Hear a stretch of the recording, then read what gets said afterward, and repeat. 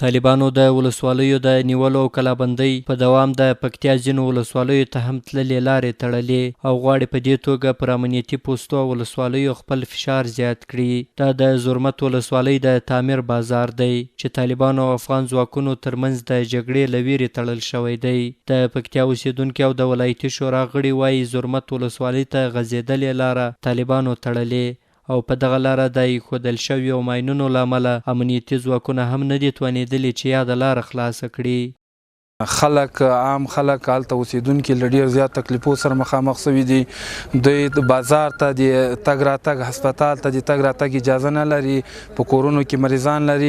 نو د خلکو غوښتنه، د زرمت د ولسونو غوښتنه دا ده چې تر څو حکومت زر ته زر اقدام وکړي او دغه لاره خلاصه کړي. متاسفانه د زرمت ولسوالۍ بعضې لارې کندل شوي دي او بعضې لارې کې ماینونه ایښودل شوي دي چې خلک په دې باندې لاړ نه شي او حتی بعضې خلک په پیاده ځي.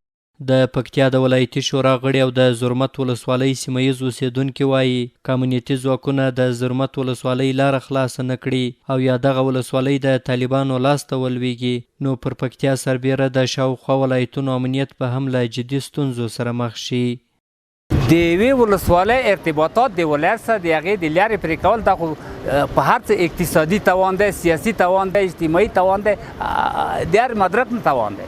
که چېرته دغه زرمت ولسوالۍ سقوط سره مخ سي په دواړو ولایتونو ډېر تاثیر ګذاري کوي، که پکتیکا ده او که پکتیا ده په دغو ولایتونو، ځکه دوی ترمنځ تجارتي لار هم همدغه زرمت ولسوالۍ ده، په دې باندې تجاران مالونه انتقالوي. په ورته مهال د پکتیا امنیتي چارواکي هم د ګردیز زرمت پر لاره شته ستونزې مني او وایي طالبانو د زرمت ولسوالۍ لاره تړلې چې له امله یې هم خلک له سختو ستونزو سره مخ دي.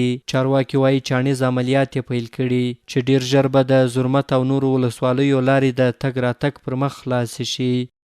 اوس چاڼیز عملیات پیل کړي دي. پرونه پر دې خوا باندې مشترک چې ملي اردو، ملي امنیت او ملي پولیس په هغو کې شامل دي. عملیات هم دو طرفه په شاره باندې پیل کړي دي د ګردیز زرمت.